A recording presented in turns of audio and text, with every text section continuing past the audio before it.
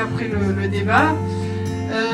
Elle peut-tu le dire à tout à l'heure? Oui. Allez voir les films qui sont présentés donc, sur la mezzanine. Les livres. Excusez-moi. Donc c'est notre avant-dernière soirée avant la fin du festival. Et c'est la première fois donc qu'on présente une soirée ciné-littérature avec une autrice et une réalisatrice sur Antonio Machado, qui vous expliquera tout à l'heure voilà, comment ils ont fait pour venir. Ils viennent de Séville, ils viennent en famille. La Familia, donde está? Aïe. Voilà, donc on peut les applaudir. Et puis Caroline aussi. Donc encore une soirée différente, toujours sous le signe de la découverte des romans, mais aussi donc d'Antonio Machado à travers le documentaire de Laura qui est juste en face de moi. Je te laisse la parole. Vas-y, t'es top. Merci. Alors je vais commencer justement par remercier les organisateurs de m'avoir invité. Merci Esperanza. Vraiment, je suis très honorée d'être là. En plus que je suis un petit peu le mouton noir. Hein, c'est voilà, je présente pas de film. Un petit peu, quand même. Un roman, c'est pas. Attend un film après. Ah, avec plaisir.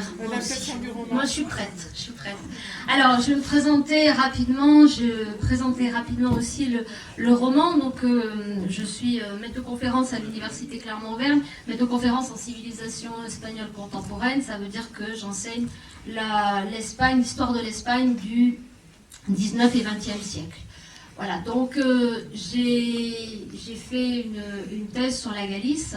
Ce qui explique en partie, pas complètement, mais en partie, pourquoi le roman se passe en Galice, pratiquement sur les 3/4 du roman. On sort un peu de la Galice, mais bon, les 3/4 du roman, c'est en Galice, puisque c'est un petit village de mon invention, hein, qui, a priori, n'existe pas, qui est Saavedra, où les personnages vont petit à petit évoluer entre la guerre civile, depuis la guerre civile, jusqu'à la transition démocratique.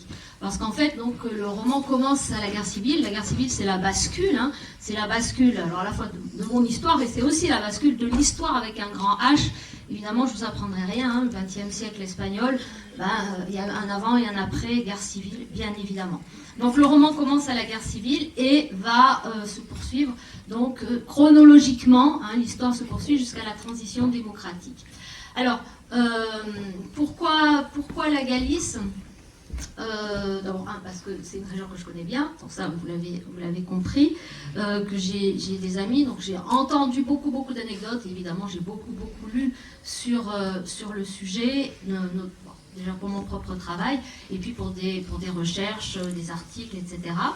Et voilà, l'écriture romanesque est venue de là, et pas seulement, j'écris depuis toujours, donc c'est pas que par rapport à une matière universitaire, hein, c'est aussi parce que j'aime écrire.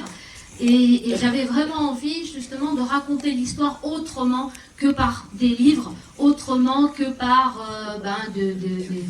classiquement des articles, etc., qui sont très universitaires. Et je pense que justement l'histoire racontée autrement par des histoires avec des petits âges, avec des personnages auxquels on peut s'identifier, je pense que c'est vraiment une porte d'entrée tout à fait intéressante, notamment si on pense aux étudiants, mais pas seulement, hein, pour tout lecteur.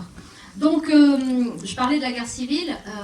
Autre chose qui, pour moi, était assez primordiale, c'est si vous prenez un livre d'histoire sur l'histoire de l'Espagne et la guerre civile, vous aurez sur la Galice très peu de choses, en fait. Très vite, la Galice est tombée aux mains des nationalistes en quelques jours. Hein. Il y a eu très peu de batailles de livrets, ils sont tombés très vite. Donc, voilà, l'explication, c'est...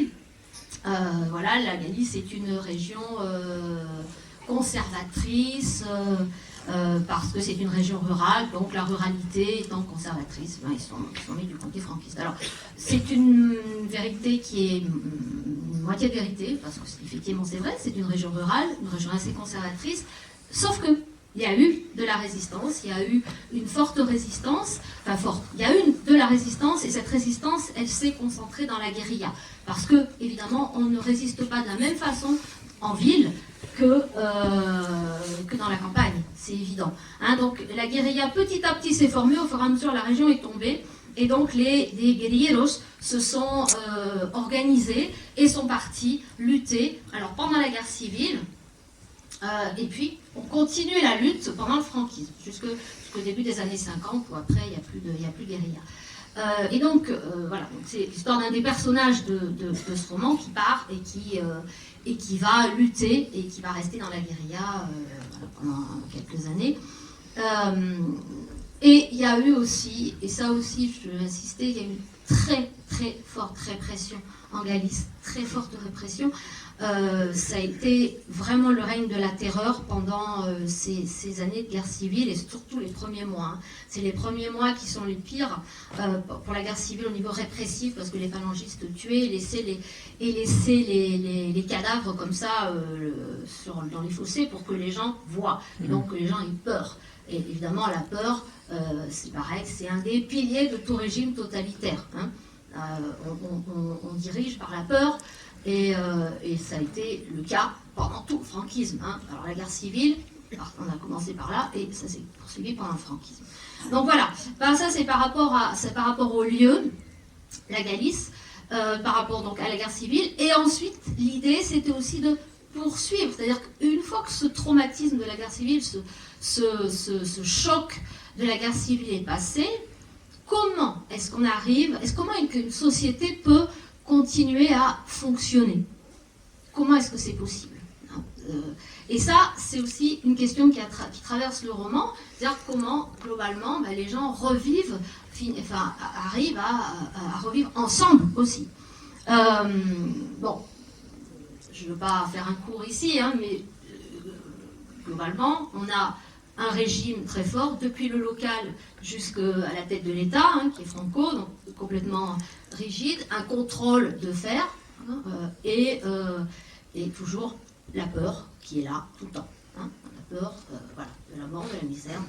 Voilà, donc ça, c'est puis plus les piliers du régime, dont l'Église, que j'évoque dans le... Enfin, je fais plus qu'évoquer, dans le roman. Autre chose aussi, c'est les femmes. Les femmes ont une place aussi dans le roman, parce que je me sens un peu concernée en tant que femme. Donc, je parlais de la guérilla. Sans les femmes, la guérilla n'aurait pas pu tenir. C'était impossible. Donc, c'est vraiment les femmes qui ont hébergé, nourri, protégé, fait passer les informations, amené parfois, quand elles étaient proches de la frontière, amener parfois les guerrilleros à la frontière pour leur faire passer la frontière. Donc voilà, toute une série de tâches d'intermédiaires, en fait, qui leur ont coûté parfois fort, fort cher. Hein. Donc la mort ou la prison, et à des peines de prison pour complicité avec la guérilla, c'était des peines de prison de 10, 20 ans, enfin... Donc là aussi, c'est quelque chose que j'aborde dans le roman hein, par le biais d'un des personnages. Donc, répression, résistance, tout ça, c'est des thématiques que j'essaye de traiter dans ce roman. Et puis, on arrive jusqu'à voilà, la transition démocratique avec cette société franquiste qui semble tenir le choc hein, jusqu'à la transition hein, j'insiste toujours sur ce terme, hein, la transition qui se fait depuis l'intérieur du régime, hein, qui n'est pas une révolution.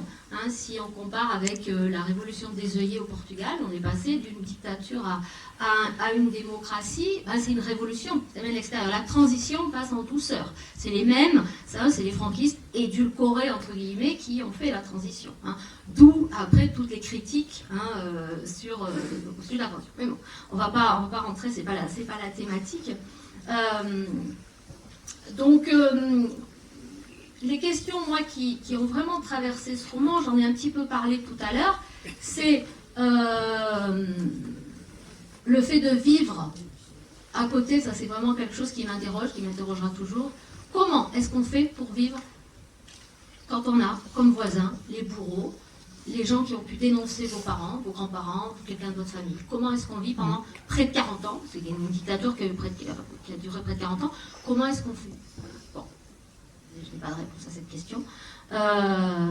Et, j'allais dire pire, enfin, comment est-ce qu'on fait quand ses propres géniteurs, comment est-ce qu'on gère sa propre identité quand ses propres géniteurs ont été eux aussi des bourreaux? Comment est-ce qu'on gère ça? Non. Donc ça, c'est vraiment les grandes thématiques et les questions, bon, évidemment, je n'ai aucune réponse à ça, hein, qui ont traversé ce roman, enfin l'écriture de ce roman.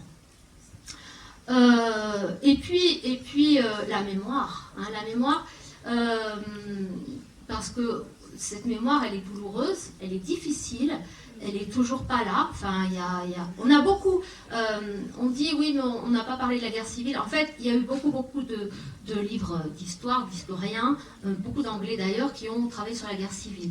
Mais que les historiens travaillent sur la guerre civile, sur le franquisme, c'est une chose. Que on en parle dans la société civile, c'est autre chose. Et là, on n'est toujours pas arrivé vraiment à en parler, on est toujours sur des thèmes tabous, ou bien ça n'existe pas, enfin voilà, on ne peut pas en parler, c'est mis sous le tapis. Les jeunes souvent ne connaissent pas cette histoire, ça c'est assez incroyable, mais ils ne connaissent pas cette histoire. Moi j'avais des jeunes étudiants espagnols en cours, et ils ne connaissaient pas la retirada. Ils n'avaient jamais entendu parler de la retirada. C'est quand même, moi je trouvais ça... Voilà, ils découvraient ça, des étudiants qui étaient en master, hein, pas des premières années. Donc oui, cette mémoire est vraiment difficile, est vraiment très difficile.